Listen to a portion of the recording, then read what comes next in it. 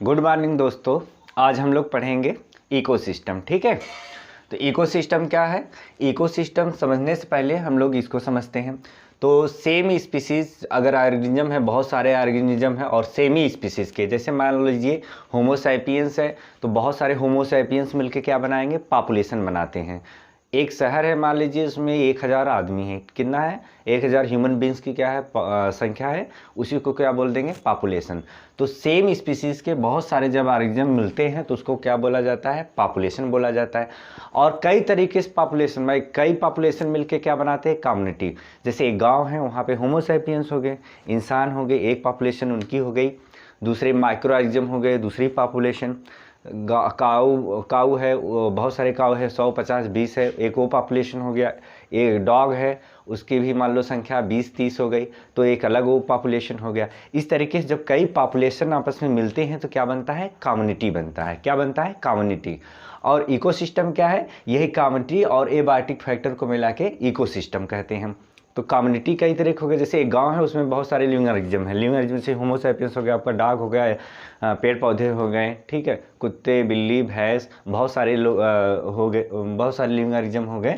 और abiotic factor क्या हो गया? लाइट, वहाँ रेन कितना हो रहा है, सॉइल है कैसा, सॉइल की पीएच क्या है, चट्टान, तमाम तरह के नॉन लिविंग थिंग्स जो हो गए, उन दोनों में इंटरेक्शन जो होता है, जो रिलेशनशिप होता है, उसी को क्या कहते हैं? इकोसिस्टम बोलते हैं। अर्थात किसी भी इकोसिस्टम में क्या होना चाहिए? कम्युनिटी और एबायोटिक फैक्टर का होना अनिवार्य है, तो उससे बनेगा आपका इकोसिस्टम। देखिए डिफिनीशन क्या है इकोसिस्टम का।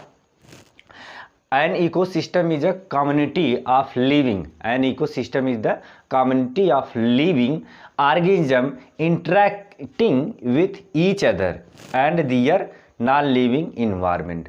तो कहा जा रहा है जो इकोसिस्टम हो, कम्युनिटी होती है लिविंग ऑर्गेनिज्म की, जिसमें क्या होता है? वो आपस में इंटरेक्ट करते हैं।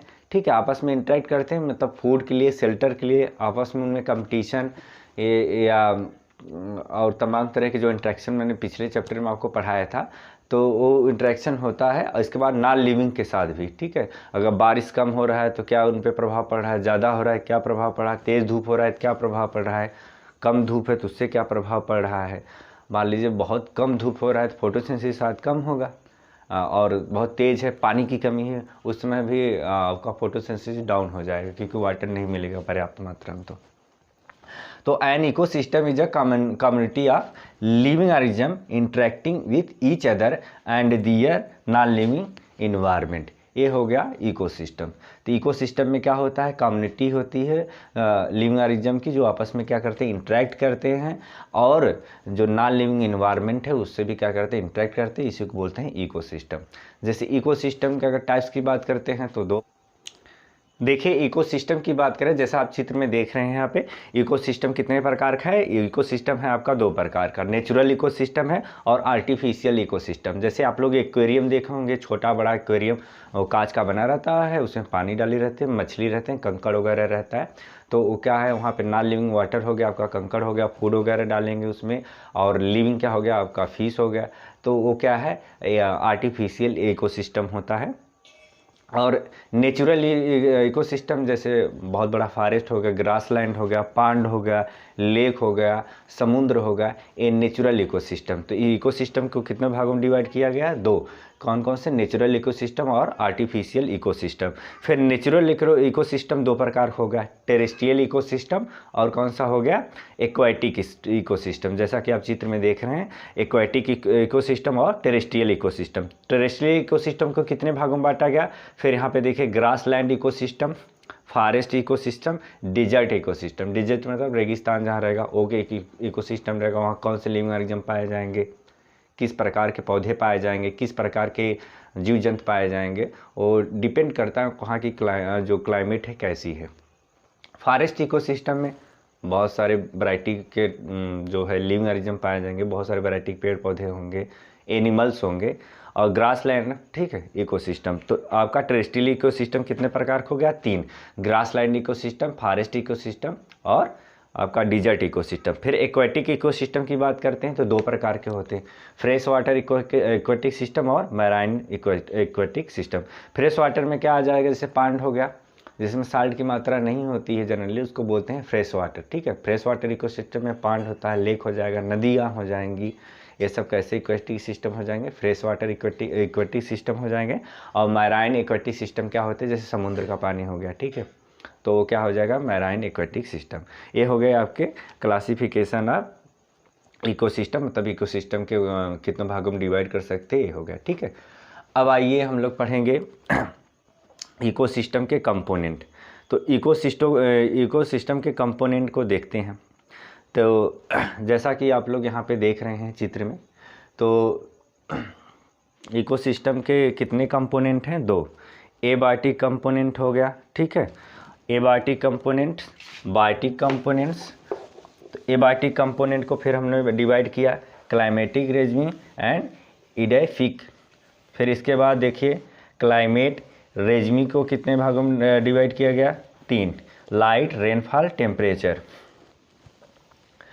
एंड इडेफिक को सॉइल, मिनरल्स, टोपोग्राफी। थोड़ा सा लेवल ज़्यादा है 12th के लेवल से। और बायोटिक कंपोनेंट, बायोटिक मतलब किसमें, जिसमें लाइफ होना चाहिए। तो इसमें देखो 2 प्रकार के होते हैं, ऑटोट्रॉफ्स। ऑटोट्रॉफ्स क्या हो जाते हैं, आपके पेड़ पौधे हो जाते हैं। और इसके बाद हेट्रोट्रॉफ्स, जो भोजन अपना नहीं बना सकते, जो अपना भोजन नहीं बना सकते उसको क्या बोलेंगे, हेट्रोट्रॉफ्स बोलेंगे। हेट्रोट्रॉफ्स कितने प्रकार के हो गए, 2, सैप्रोट्रॉफ्स और फैगोट्रॉफ्स हो गए।